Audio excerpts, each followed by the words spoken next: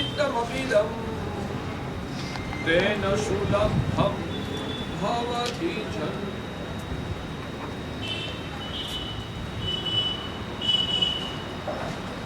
आनंदकारी परम करुणे सागर तारक देवाधिदेव तीर्थंकर भगवंतों ने जगत के जीव मात्र के कल्याण के लिए धर्म शासन की स्थापना की है। प्रभु के लिए शास्त्र में एक विशेषण बताया है, प्रभु निष्कारण वत्सल थे। प्रभु निष्कारण वत्सल थे, यानी कि प्रभु के हृदय में जगत के एकेंद्रिय से पंचेंद्रिय तक सभी जीवात्माओं के प्रति जो वात्सल्य बह रहा था, हमने उनके पर कुछ उपकार किया था, उस वजह से हमारे पर उनका वात्सल्य था, ऐसा नहीं था। हमने उनके पर उपकार किया था, इसलिए उनका वात्सल्य हमारे पर बह रहा है, वैसा नहीं था। निष्कारण वत्सल, बिना कारण, सिर्फ उनकी करुणा भावना, सिर्फ उनका हृदय का औदार्य, सिर्फ उनके हृदय में रहा हुआ जगत के जीव मात्र के प्रति जो आत्मौपम्य भाव, वो उनकी ऊंचाई की वजह से उनका हृदय में विश्व के जीव मात्र के प्रति प्रेम था, इसलिए उनके हृदय से हमारे विश्व के सभी जीवात्माओं के प्रति प्रेम बह रहा। भाग्यशाली हम भगवान अरिहंत की बातें करते रहते हैं, भगवान के शासन की भी बातें करते हैं, शासन का जय जयकार का नारा भी लगाते हैं, मगर बेसिक परमात्मा के अभ्यंतर जो गुण वैभव था उसकी स्पर्शना करने की हम शायद कोशिश भी नहीं करते। भगवान का ध्यान करके हमें प्रार्थना करना है, उतना उनका स्मरण करके हमारी आत्मा को भी हमें उनके जैसे बनाने की कोशिश करना है। भगवान ने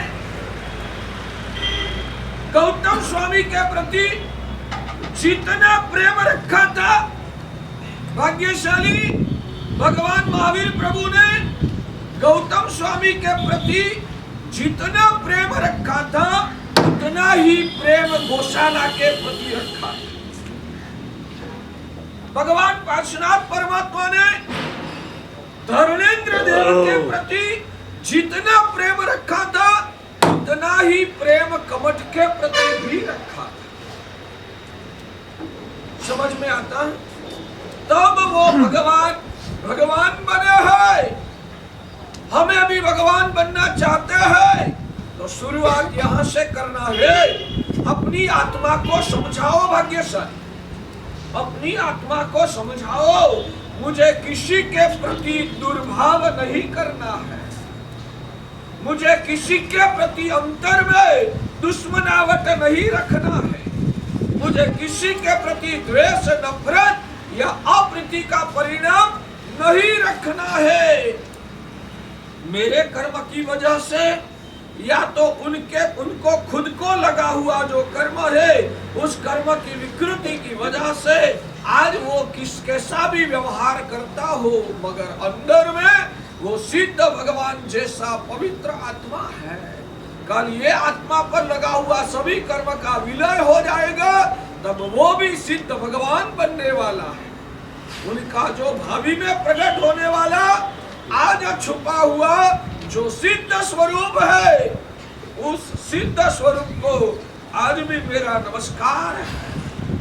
क्या ऐसी मानसिकता आपके अंतर में प्रकट हुई या नहीं हुई?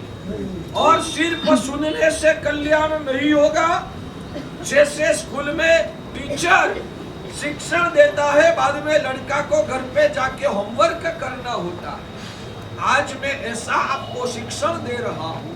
23 घंटा इस शिक्षण का आपको होमवर्क करना है, यानी कि आपकी आत्मा को ऐसा बनाने की साधना आपको करना है। समझ में आता है बात? मन में ठान लो, आज से जो भी व्यक्ति मिलेगा, सामने आपकी पत्नी भी मिला ना, उसमें भी आपको सिद्धत्व का दर्शन होना चाहिए। आज जो उसका बाह्य दीदार दिख रहा है वो तो कर्म की वजह से है। ये कर्म का आवरण टूट जाएगा, अंदर में छुपा हुआ शुद्ध जो स्वरूप है सिद्ध जैसा, वो स्वरूप कल प्रकट हो जाएगा। उस अंदर में छुपा हुआ शुद्ध स्वरूप को याद करके उस स्वरूप को मेरा नमस्कार। ऐसी परिणति से हमें वासित होना वो ही साधना है। ये साधना करने से हमारी अंदर की पात्रता विकसित बनती है, और पात्रता विकसित बनने के बाद जो थोड़ा भी धर्म करते हैं वो धर्म हमारी आत्मा को मोक्ष के निकट ले जाने में समर्थ बन सकते। करोगे ये साधना? करोगे? मन में दृढ़ संकल्प करो, मुझे ये साधना करना है। पूरा उद्यान उसमें गुरु महाराज बहुत कुछ सिखाएंगे, उसमें से ये पता आज मैंने हृदय में बिठा दिया है, हर व्यक्ति के अंदर में रहा हुआ आत्मा का दर्शन करके उसको प्रेम करूंगा। उनका बाह्य व्यवहार वर्तमान कालीन क्षणिक व्यवहार दिख के मैं उनके प्रति अप्रीति और नफरत कभी भी नहीं करूंगा, ऐसा आज संकल्प करो। भाग्यशाली एक सुई को आपने दोरा ही बोलते हैं ना, धागा में परो दिया ना। एक सुई को आपने धागा में परो दिया, बाद में आप क्या करते हो? गांठ बांध दे। क्यों? सुई को धागा में परो दिया, अब धागा नहीं लगाओ, आप गांठ नहीं लगाओगे तो क्या वो निकल जाएगी। मेहनत करके सुई को धागा में डाला, उसका कोई मतलब नहीं रहेगा, निकल जाएगा। सही बात। तो समझदारी वो है जब सुई धागा में प्रवेश कर चुकी है उस वक्त ही गांठ लगा देना चाहिए। आज मैंने ये समझ की सुई आपके अंतर में डाल दी है, गांठ लगानी है, गांठ लगानी है। यहाँ इस अध्यात्म के जगत में ये समझदारी की सुई आपके अंतर रूपी धागा में मैंने लगा दी है। आप गांठ लगानी है तो वो गांठ किस प्रकार से आप लगा सकते हैं? संकल्प रूपी गांठ हमें लगाना है। अभी 10 बजे सर्वमंगल होने के बाद भी नहीं, अभी यहाँ बैठे हो ना, अभी आप गांठ लगा दो कि मैं संकल्प करता हूँ अब हमेशा जो भी व्यक्ति मेरे परिचय में आएगा उनके अंदर में रहा हुआ मैं आत्मा तक मेरी दृष्टि से निरखने की कोशिश करूंगा, और बाहर से वो जो भी व्यवहार कर रहा है वो तो कर्म जनित है, वो क्षणिक है। क्षणिक घटना को ज्यादा महत्व देना नहीं है। मैं आपको एक बात पूछूं, माता है, उनको लड़का के प्रति प्रेम है, लड़का खेल रहा था और दूध पीने का समय हो गया। मम्मी ने लड़का को बूम मार के बुलाया। बूम शब्द हमारा गुजराती चिल्ला के बोला, आवाज दे के बुलाया, बेटा दूध पीने का मौका समय हो गया है, आजा। बच्चा खेलने में मशगूल था, इसलिए उसने कोई जवाब नहीं दिया। मम्मी ने 2-3-4 बार बुलाया, बाद में वो बच्चा चिल्लाया, मुझे खेलने दे। मम्मी पर गुस्सा कर दिया, होता है ना, मम्मी पर गुस्सा कर दिया। उस वक्त मम्मी के अंतर में बच्चे के प्रति नफरत कितनी होगी? क्या बात करते हो? बच्चा चिल्लाता है मम्मी के पर, फिर भी वो गुस्सा क्यों नहीं करता है? ना समझे। माँ समझती है मुझे बच्चा के प्रति प्रेम है, बच्चा को भी मेरे प्रति प्रेम है, सिर्फ अभी खेलने में मशगूल बना है ना, इसलिए उनको ये जो आवेश आ गया वो टेम्पर है। उनका ये जो आवेश है ना वो टेम्पररी है, अभी खेलने में मशगूल है, इसलिए खेलने में जो मजा आती है उस वजह से वो चिल्लाता है। बाकी चिल्लाने का उनका स्वभाव नहीं है। या तो बच्चा को मेरे प्रति नफरत भी नहीं है, तो ये जो चिल्लाने की प्रक्रिया वो क्षणिक है, 2-5 मिनट के लिए है। जब खेलना छोड़ देगा ना फिर से वो प्रेम से आके मुझे लिपट जाएगा, गले लगने वाला है। माँ को पता है, इसलिए बच्चा चिल्लाता है, तब भी माँ को उनके प्रति गुस्सा या तो नफरत नहीं आता। मैं वो बोल रहा हूँ, इस जगत में जितने भी लोग हमारे पर चिल्लाते हैं, गुस्सा करते हैं, कुछ भी दुर्व्यवहार करता है, तो मैं समझता हूँ कि वो छोटा बच्चा आज संसार की इंद्रिय के विषयों के खिलौने में मशगूल है ना, इसलिए आज वो मेरे प्रति नफरत करता है। मगर इनका नफरत का ये जो परिणाम है ना वो क्षणिक है। जब ये कर्म का उदय मिट जाएगा ना तब वो ही भगवान की जैसे मुझे गले लगाने वाला है। कोई भी व्यक्ति आपके प्रति अप्रीति करे, कोई भी व्यक्ति आपके प्रति दुर्व्यवहार करे, तब समझो ये टेम्पररी क्षणिक का घटना है, हमेशा के लिए उसका स्वरूप ऐसा नहीं है। अभी कर्म का उदय आया है, इस वजह से वो ऐसा कर रहा है। कल उनका कर्म मिट जाएगा ना तब वो ही मुझे प्रेम करके मेरे पास आने वाला है। इतना याद करोगे, इतना याद करोगे, आपके जीवन में शांति आ जाएगी, आपके जीवन में दुख, संक्लेश और संघर्ष मिट जाएगा। मगर सिर्फ सुनने से ये प्रकट नहीं होता, सिर्फ समझने से भी ये प्रकट नहीं होता। इसलिए आपको आपकी आत्मा को तालीम देना पड़ता है, आत्मा को समझदारी के साथ प्रेरणा कर करके अपनी आत्मा को तैयार करना पड़ता है। सीखो, धर्म में सिर्फ प्रतिक्रमण करने का सीखना है, परिलेहन करने का सीखना है, ऐंबिल उपास करने का सीखना है, ऐसा नहीं। आपकी आत्मा को गुण समृद्ध बनाने की साधना यहाँ आपको करना है। तो हमारे भगवान ने बस ये बात अंदर में जम जाती है ना, बस आंख बंद करके आधे मिनट के लिए आप संकल्प कर लो, मैं कोई भी मेरे साथ गलत व्यवहार करेगा तब उनका सिर्फ बाह्य व्यवहार नहीं, अंदर में छुपा हुआ सिद्ध जैसा पवित्र स्वरूप को मैं आंखें बंद कर अंदर की आंख से दिखूंगा। और अभी जो व्यवहार कर रहा है वो कर्म के उदय की वजह से हो रहा है। जब उनका ये कर्म का आवरण टूट जाएगा ना तब अंदर छुपा हुआ शुद्ध स्वरूप प्रकट हो जाएगा। तो ये तो टेम्पररी क्षणिक का घटना है, उसको महत्व देना वो मेरी भी मूर्खता है। उनका क्षणिक जो कर्म के उदय से होने वाला व्यवहार को ही ज्यादा महत्व देना वो मेरी अज्ञानता है। समझ में आता है? भगवान के पास ये सीखा मेरे भगवान ने, सभी जीव करू शासन रसी की भावना अंतर में आत्मसात की। इसलिए कोई हमारे पर उपकार करता है और हम उनको प्रेम करता है ने तो वो हमारा प्रेम सकारण होता है। किसी ने हमारे पर उपकार किया, उस वजह से हमारे अंतर में जो प्रेम उभरता है वो तो सकारण प्रेम है।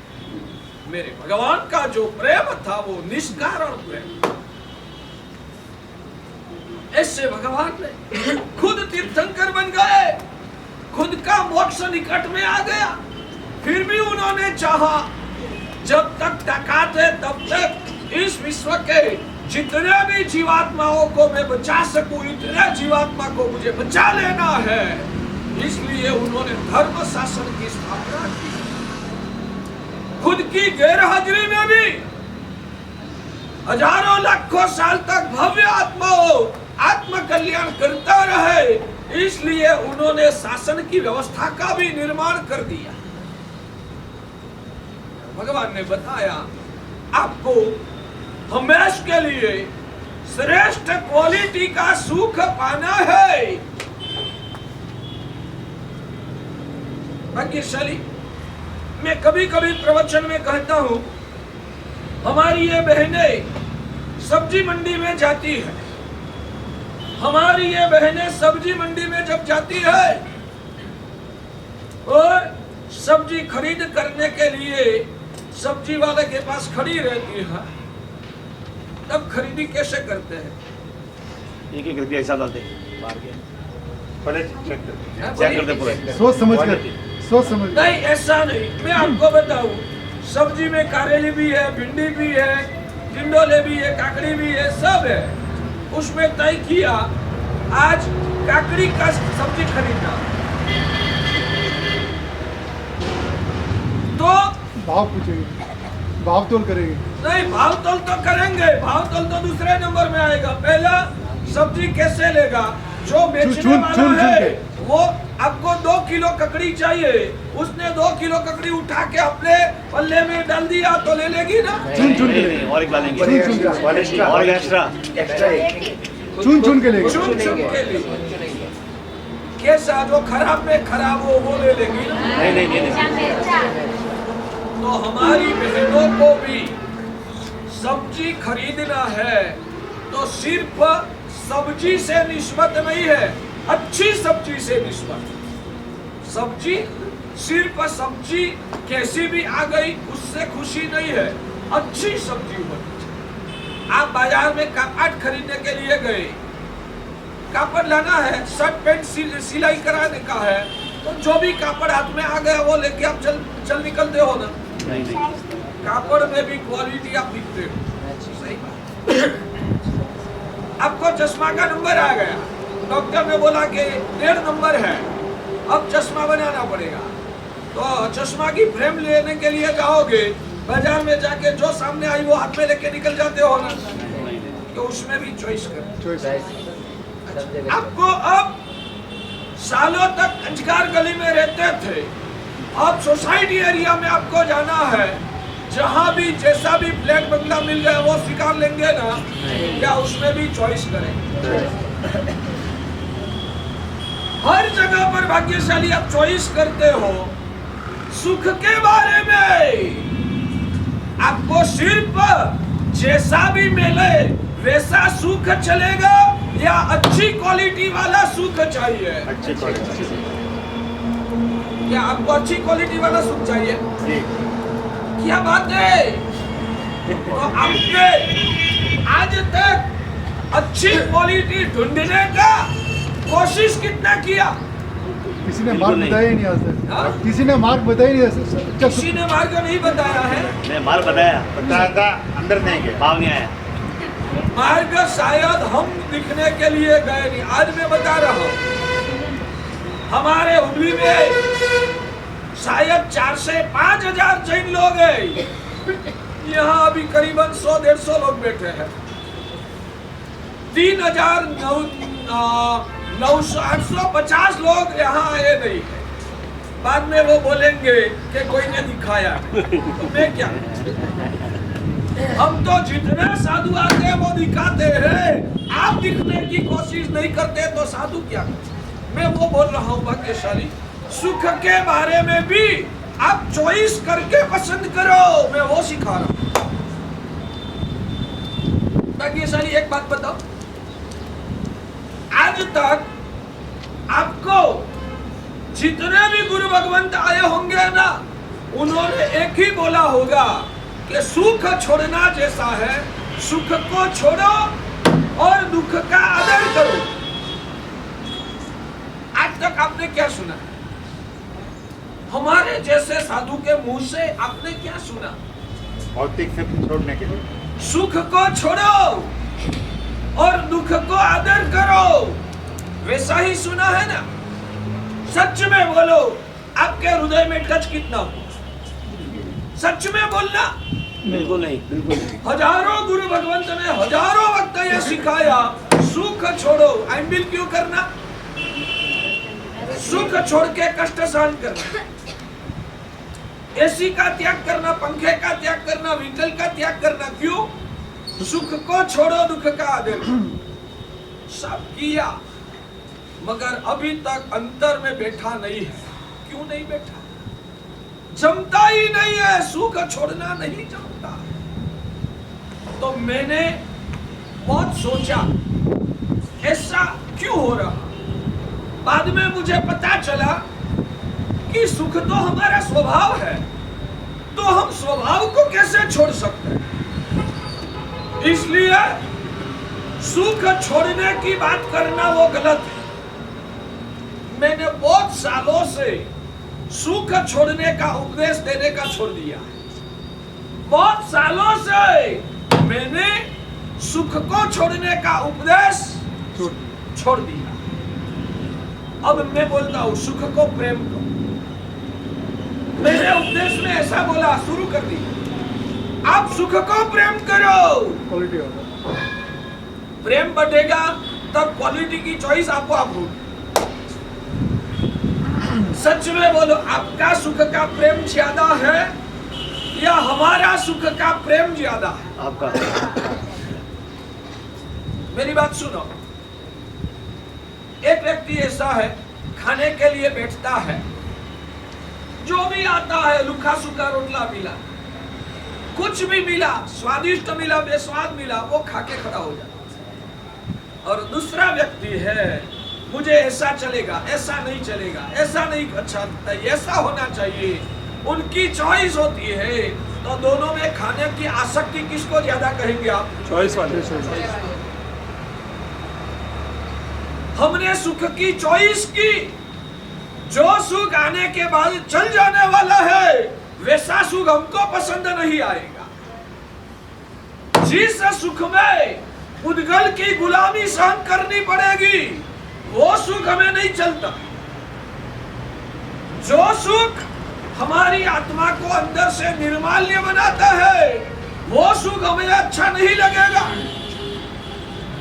जो सुख आता है, जाने के बाद रुलाता है, वैसा सुख हमको पसंद नहीं आएगा। हमारी चॉइस है, हमको हमारी पसंद वाला सुख चाहिए, जो सुख आने के बाद कभी जाने वाला नहीं है। और कल से है ना व्याख्यान शुरू हो, उससे पहले ये पर्दा को बंद कर देना सब, ना थोड़ा आवाज कम हो। औषध वालों ध्यान में रखना, व्याख्यान में आने से पहले ये बंद कर देना, उससे इस साइड का खुला रखना। हमको चॉइस है, जो सुख आने के बाद कभी भी जाने वाला नहीं है। जिस सुख के पीछे कोई पुद्गल की गुलामी सहन नहीं करती, जिस सुख को भोगवने के बाद उसके परिणाम स्वरूप दुर्गति में दुख को सहन नहीं करना पड़े, ऐसी क्वालिटी वाला सुख हमें पसंद है। तो भाग्यशाली सुख का राग हमको ज्यादा है या सुख का राग? आपको कोई चॉइस नहीं है, जो मिला वो चलेगा, जो मिला वो चलेगा। आपकी हालत ऐसी है, तो दोनों में से सुख का राग किसको ज्यादा, हमको या आपको? आपको। मैं आपको बोलता हूं, हमारी जैसे आप भी सुख के राग को बढ़ाओ, सुख की चॉइस करने का सीखो। मुझे कैसा सुख चाहिए, जो मिला वो चलेगा, वो तो मेरी नादानियत है। जो मिला वो नहीं चलता है, मुझे अच्छी क्वालिटी का सुख है।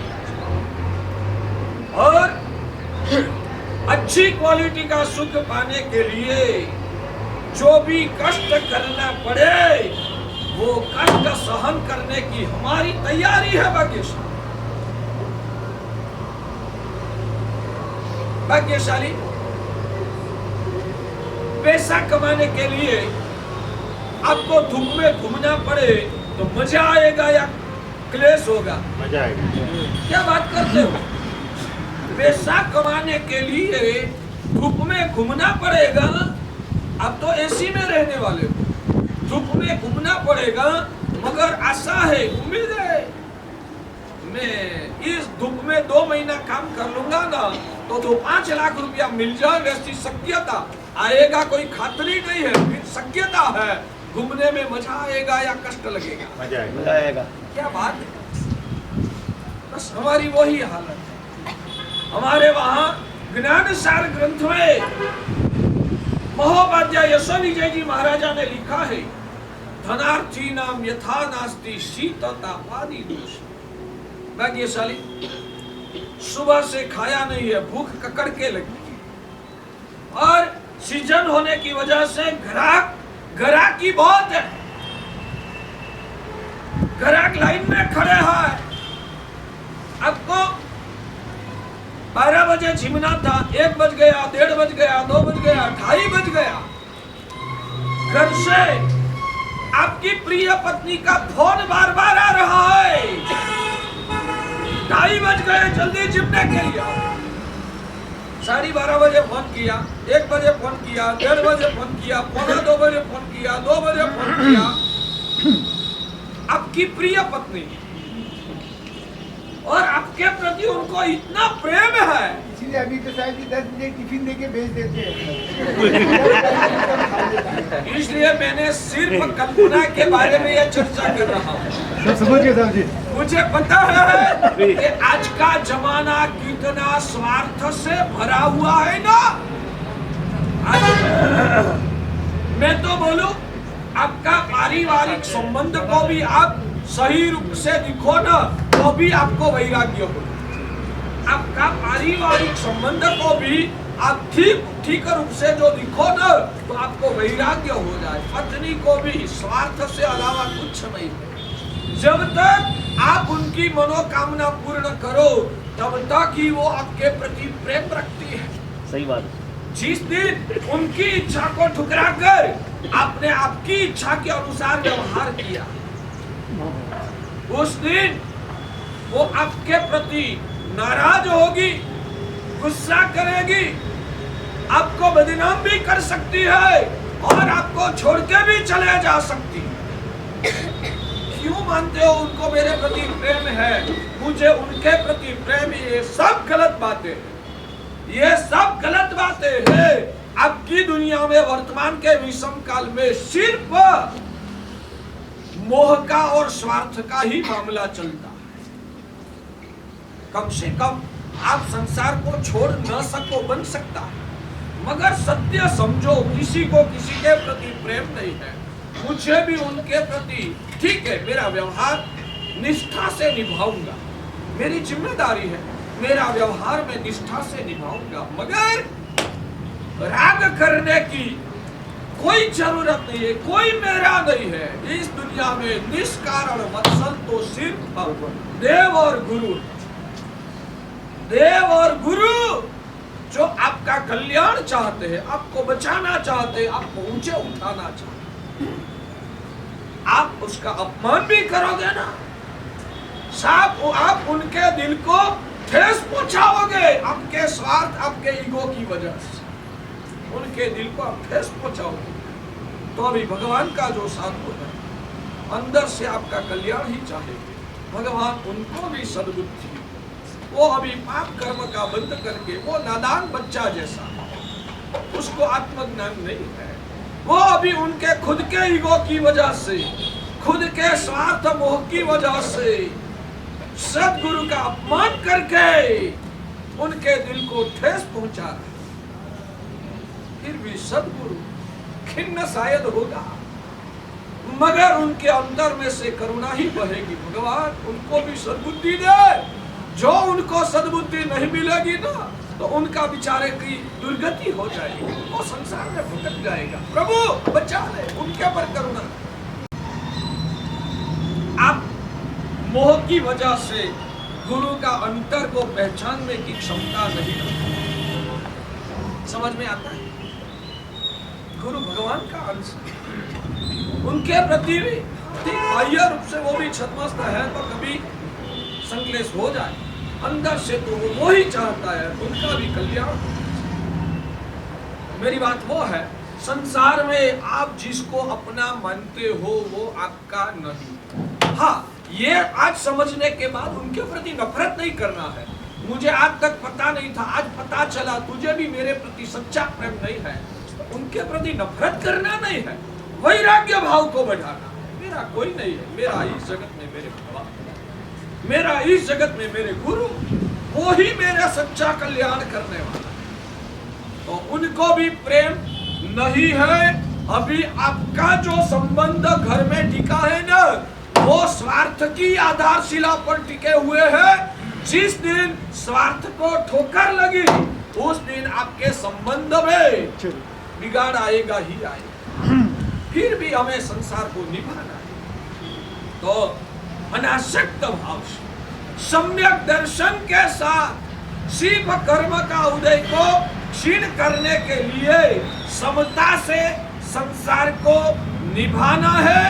आसक्ति से संसार में हमें फंसना नहीं है। वो बात थी कि शायद मान लो, कल्पना कर लो कि 12 बजे उनका फोन आया। अभी तो आपको मोह की मूर्ता की वजह से प्रेम ही है। 12 बजे फोन आया, आपने बोला अभी घर की बहुत है, अभी बात मत कर। 12:30 बजे और फोन आया, 1 बजे फोन आया, 1:30 बजे फोन आया, 1:45 बजे, 2 बजे, 2:15 बजे फोन आया। आपको क्या होगा? गुस्सा है। आपको क्या होगा भाग्यशाली? गुस्सा है। गुस्सा आएगा।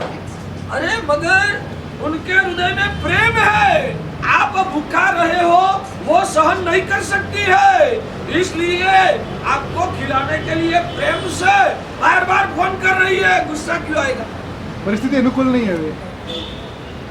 आपको पता है परिस्थिति अनुकूल नहीं है, उनको पता नहीं है, तो गुस्सा क्यों करते हो? फिर भी मैं वो बोल रहा था कि आप भूखे हो, इतनी गरागी चल रही है और चिक्कार कमाई हो रही है। आज उस दिन आपको भूख भी लगी है, पत्नी प्रेम से आमंत्रण दे रही है, और उस वक्त खाने का छोड़ के आपको व्यापार करने में खुशी होगी, मजा आएगा या मजा नहीं आएगा? मजा आएगा। किस लिए आती है? फायदा। जिसको व्यापार में फायदा दिखता है, उसको व्यापार के लिए भूखा रहने में भी मजा आता है। भाग्यशाली अब एकाग्र चित्त से सुनिए। जिसको पैसा की कमाई अच्छी लगती है, उनको पैसा कमाने में भूखा रहना पड़ता है, तो भी भूखा रहने में खुशी है। सही बात? सही बात। बिल्कुल बिल्कुल। आप लोगों को लगता होगा महाराज साहब पूरी जिंदगी ऐसा कष्ट आप कैसे सहन कर सकते हैं? हम बोलते हैं हमें आत्म गुणों की कमाई दिखती है, हमें हमारा मोक्ष पद निकट आना दिख रहे हैं। हम लगता है कि यह साधना से 2-5 भाव में मेरा मोक्ष हो जाएगा, ऐसी उम्मीद। वो फायदा इतना बड़ा दिखता है, ये फायदा पाने के लिए इस शरीर का जो भी कष्ट करना पड़े ने, वो हमें कम लगता है, वो हमें कम लगता है। हाँ, भाग्यशाली जो भी चारित्र लेना चाहते हैं, मगर उनको डर लगता है ये कष्ट मेरे से कैसे सहन हो पाए, ये मेरे स्वजन परिवार का वियोग में कैसे सहन कर पाऊंगा। इस ऐसा डर जिसको लगता है, उनको मैं बोलता हूँ कि आपकी नजर सिर्फ यहाँ तक ही चिटकी हुई है कि चारित्र में कष्ट करना पड़ता है, मगर उस कष्ट के बदले में जो फायदा मिलने वाला है, वो फायदा शायद आपकी नजर में आ जाएगा ना, तो ये कष्ट भी आपको आसान लगेगी। इसलिए यहाँ बैठे हुए जो भी भव्य आत्मा है, उनको मैं प्रेरणा करता हूँ, सिर्फ हमारे कष्ट को ही दिख के अटक मत जाओ, सिर्फ हमारे कष्ट को ही दिख के अटक मत जाओ। इस कष्ट के बदले में हमें जो फायदा मिलने वाला है वो आपकी नजर में आएगा ना, तो आप भी तैयार हो जाओगे कि मुझे भी ये करना है।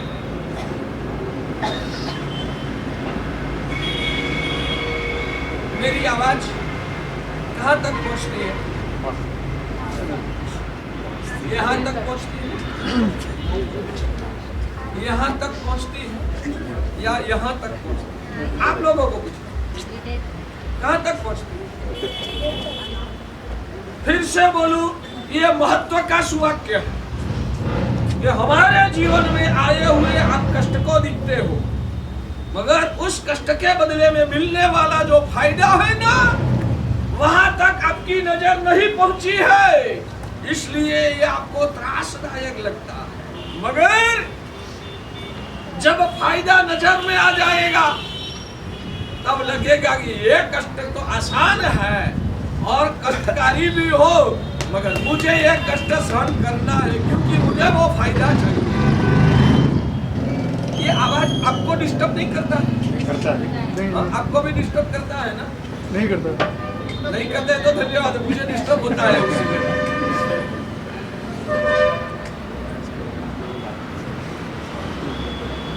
तो भाग्यशाली हमने हमारा दिमाग को खोल दिया।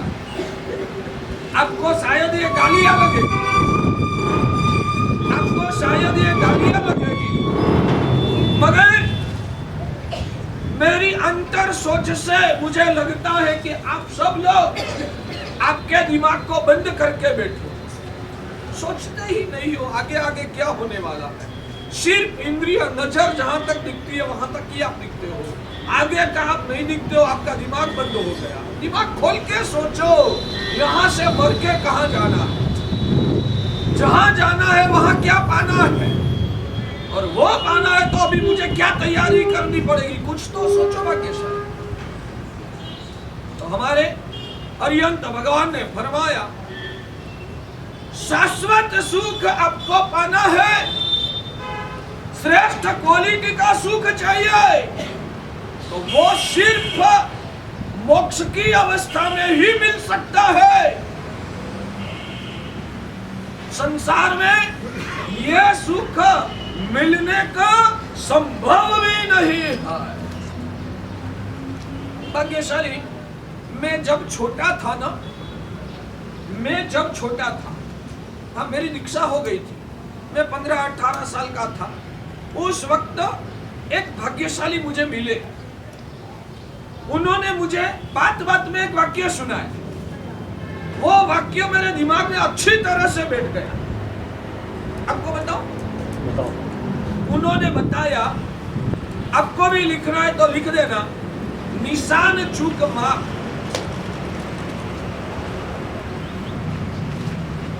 निशान चूक माप, नहीं माप नीचू निशान। विनय भाई, निशान चूक माप, नहीं माप नीचू निशान, यानी कि उसका अर्थ मैं आपको समझाता हूं। हाँ, ख्वाहिश ऊंची रखने का। निशान चूक माप, यानी कि अपने जो निशान ताका था वो निशान शायद आप चूक गए तो चल सकता है, वो माफ हो सकता है। आपने जो निशान तय किया उस निशान को शायद आप नहीं साध पाया तो चल सकता। निशान चूक माफ, उसको माफ कर सकते हैं। नहीं माफ नीचू निशान, मगर पहले से आप निशान ही नीचा रखो, वो नहीं चलता। हाँ, जैसे हमारे विनोद भाई ने अच्छा याद करा दिया। आप अपने निशान ताका, मुझे उपदान तक की माला पहनना है, बाद में कोई प्रॉब्लम आ गया, शरीर का साथ नहीं मिला, शायद आपको एक गठारिया करके घर पे जाना भी पड़े, तो आपने निशान क्या रखा था? माला का। मगर वो निशान को आप नहीं साध पाया, आप आपका निशान को चूक गए, वो माफ हो सकता। निशान चूक माफ नहीं, माफ नीचू निशान। कितने लोग हैं निशान ही नीचा रख के आया है, आप अपन को तो अटारिया करके जाना, ऐसे भी है, तो उसका निशान ही छोटा है। तो भगवान बोलते हैं कि आपने जो निशान साधा, लक्ष्य बनाया, शायद वो आप नहीं भी कर पाओ तो वो माफ हो सकता है, मगर पहले से ही आप नीचा निशान रखोगे वो माफ नहीं हो सकता है। आप लोगों का निशान क्या है? हीरा भाई, आपका निशान क्या? माला पहनना। सोहन जी, माला पहनना।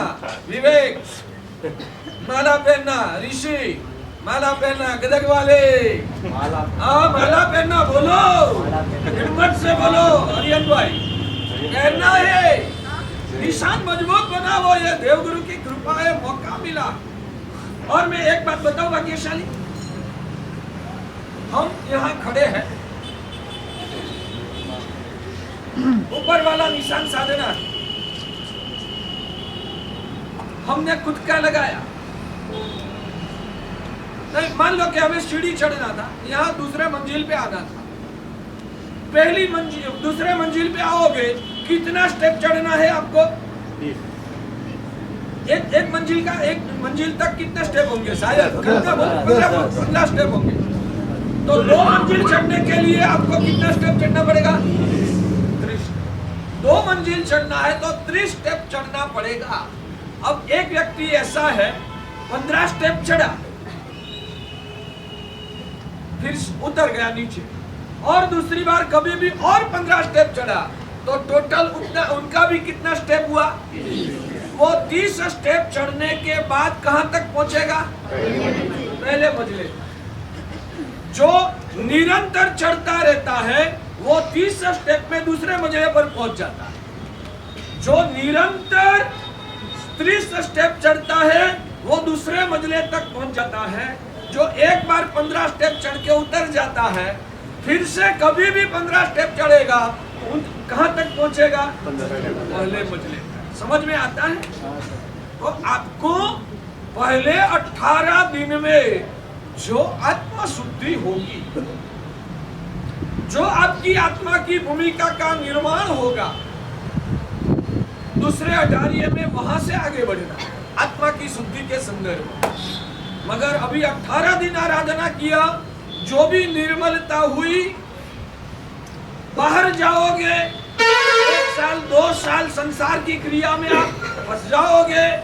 2 साल के बाद फिर से आप अटारिया दूसरा करोगे। जब वो दूसरा अटारिया करोगे, तब बीच में 2 साल में जो मलिनता छाई है ने, उसको ही निकालने में दूसरा अटारिया खत्म हो जाएगा, और उससे ऊपर वाली शुद्धि आप कब पाओगे?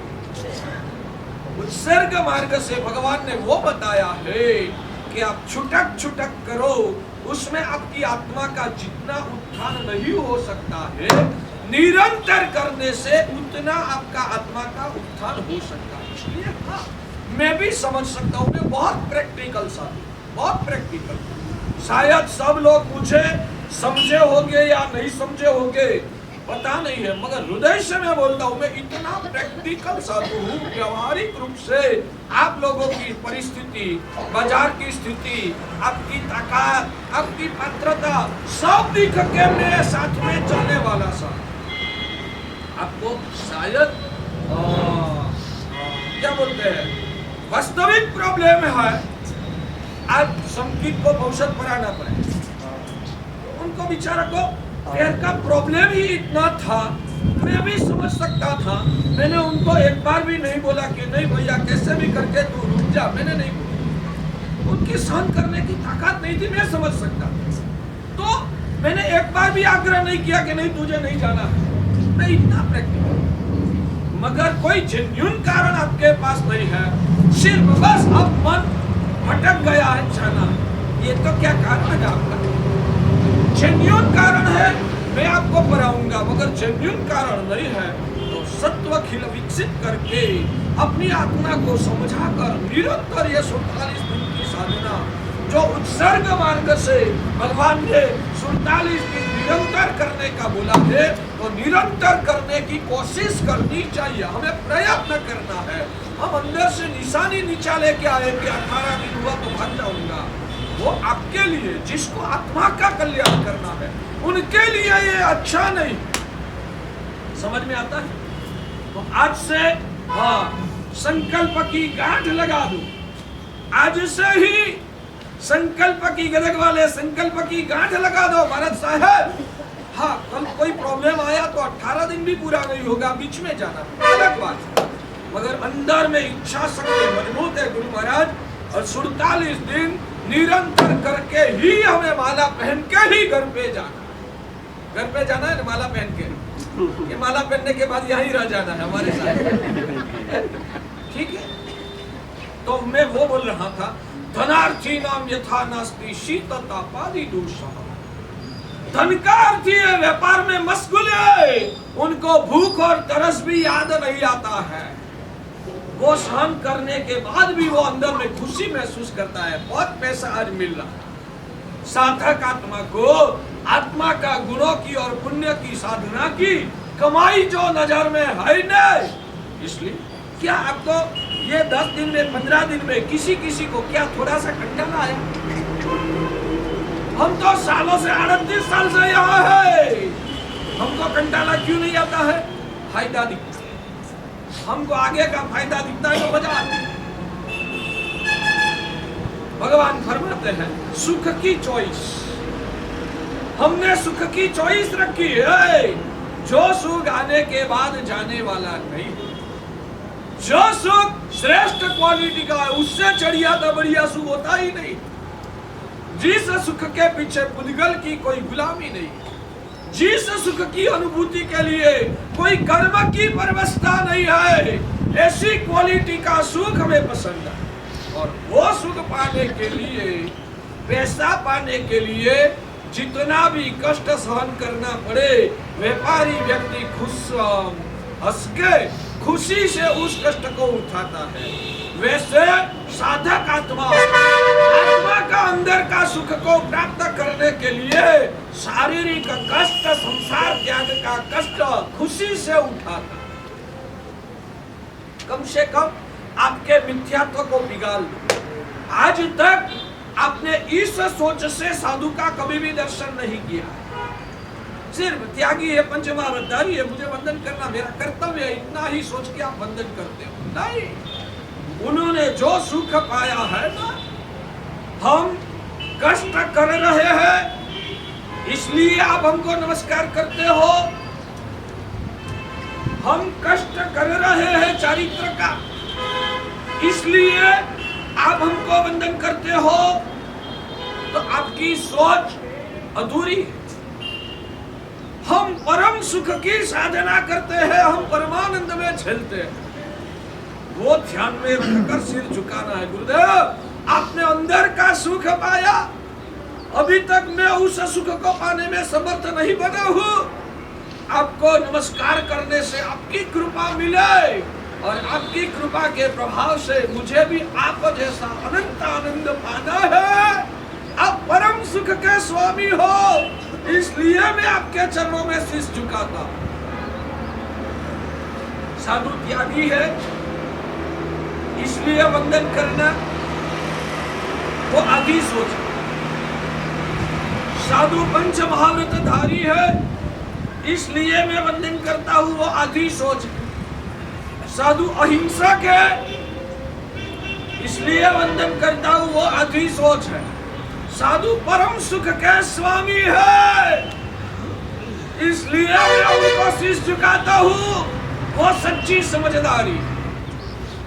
हमको सुखी दिख के सबसे पहला तो हमारे जीवन में दुख दिखना ना, वो ही मिथ्या। सबसे पहला तो हमारे जीवन में दुख है ऐसा सोचना या दिखना ना, वो ही मिथ्या है। वास्तव में हमारे पास अनंत सुख है। मैं सुखी हूँ, उसकी आपको कोई पैरासिसी चाहिए? खातरी करना है मैं सुखी हूँ, उस बारे में आपको खातरी करना है, खातरी करना है या नहीं करना? करना है तो कर लो, मगर श्रद्धा को मजबूत बना दो। मैं आपको बोलूं, एक व्यक्ति, उनके जीवन में दुख आ गया, 5 दिन सहन करेगा,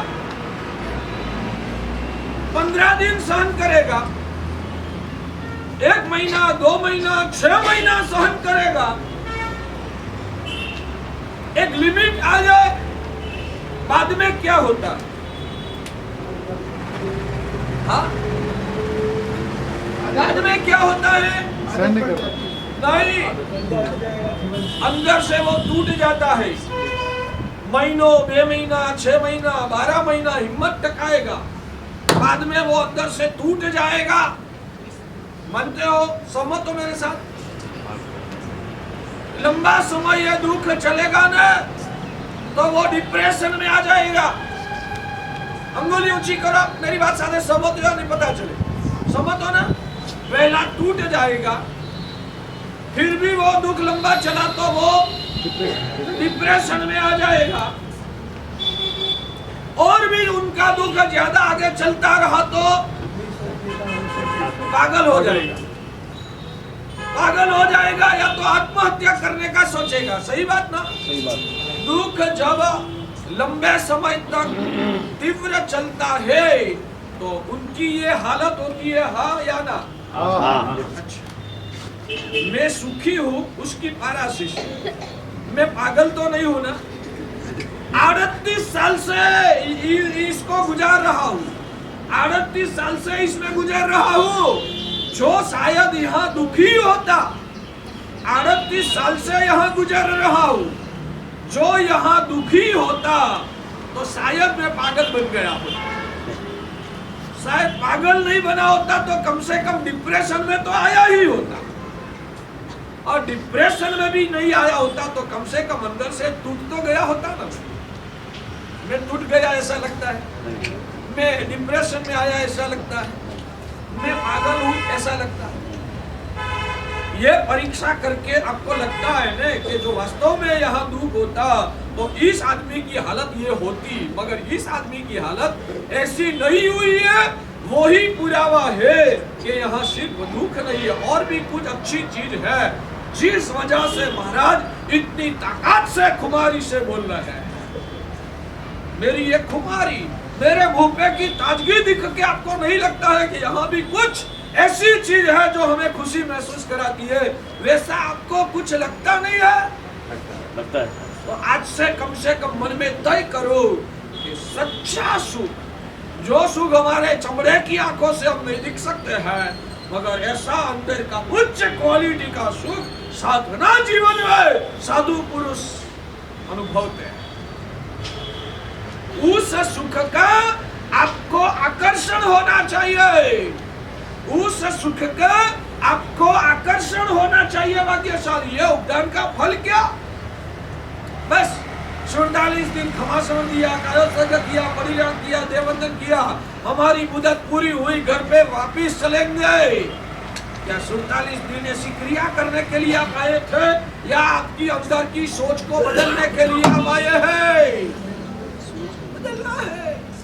शायद घर पे जाना भी पड़े, मगर अंदर में एक श्रद्धा मजबूत हो जाए, सच्चा सुख तो यहाँ ही मिलता। और ऐसे सुख को मुझे भी पाना है आपके अंदर में। शायद आप सफल न भी बन सको, मगर अंदर से आवाज आनी चाहिए, मुझे यह सुख पाना। लगता है ये सुख पाना है। मन को मजबूत बनाओ, समझदारी से आत्मा को भावित बनाओ। और एक बात कह दे, ये अंदर का सुख पाना है तो क्या करना पड़ेगा? क्या करना पड़ेगा? अंदर में जो कचरा भरा है, उस कचरा को बाहर निकाल दोगे, अंदर में जगह खाली पड़ेगी, तो अंदर में आत्मा का सुख भरेगा। अंदर का कचरा खाली करना ही नहीं। अंदर का कचरा क्या है आपका? संसार की ग्रंथियां, खाने में सुख, पैसे में सुख, 5 इंद्रिय के विषयों में सुख है, पदार्थों में सुख है, घर गाड़ी बंगला पुत्र परिवार में सुख है। ऐसी गलत सोच का कचरा, रमेश भाई, ऐसी गलत सोच का कचरा अंदर में भरा हुआ है। उस कचरा को जब निकालोगे ना, बाद में ये अंदर का सत्य प्रकट होगा। जब तक ये कचरा को निकाला नहीं तक अंदर में आत्मा का सुख संसार में रहकर प्रकट नहीं हो सकता। हिम्मत करनी पड़ेगी। भाग्यशाली, आप बाजार में कुछ खरीद करने के लिए जाते हो। अभी बहनों की सब्जी की बात मैंने की,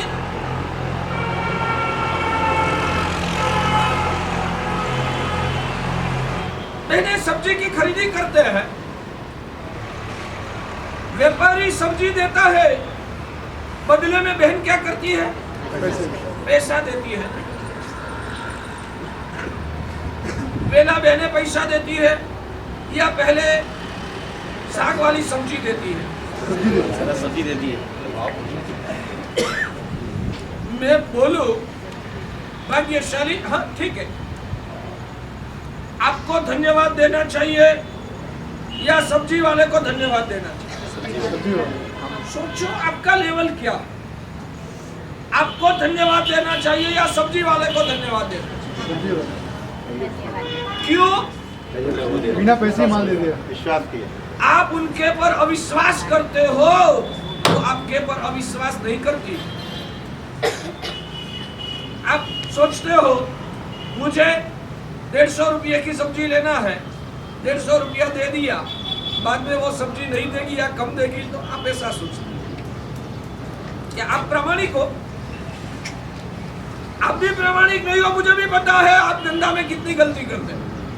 और सब्जी देने वाली विश्वास रखती है। ये महिला आई है ना, 150 रुपये का जो 1.5 किलो 2 किलो 2.5 किलो जो भी सब्जी दे देती है, बाद में आप पैसा देते हो।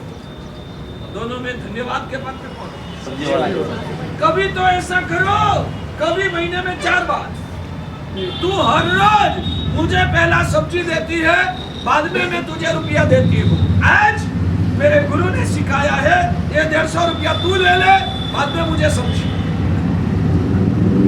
कर सकोगे? तो मैं वो बोल रहा हूँ, रिजल्ट भी अच्छा मिलेगा और शायद नहीं भी मिला, मुझे एक खुशी होगी, मैंने प्रामाणिकता निभाया। वो जो भी करे, शायद उसने कोई गलती की, मेरी ये बहन है नहीं यहाँ, अभी बैठो कोई दिक्कत नहीं, जो यहाँ सिक्योरिटी की सेवा देते हैं, सिक्योरिटी की सेवा के रूप में उनको कुछ महीने का पगार मिलने वाला है। जो भी होगा मुझे पता नहीं, 5,000 7,000 जो भी हो, 10,000 जो भी हो, 1 महीना तक वो ड्यूटी लगाएंगे, उनको पगार कब मिलेगा? 1 महीने के बाद। मान लो कि 30 दिन उन्होंने यहाँ ड्यूटी बजाया, बाद में आप अप्रामाणिकता करोगे तो उसको उन्होंने सेवा देने के वक्त ऐसा कभी सोचा? मैं जिसके वहां सेवा दे रही हूँ वो 1 महीना के बाद 7,000 का पगार तय किया था और 6,000 ही देके रुक जाएगा, तो वैसा सोच के उन्होंने कभी ऐसा दबाव किया पहला रुपया दो बाद में मैं सेवा दूंगी?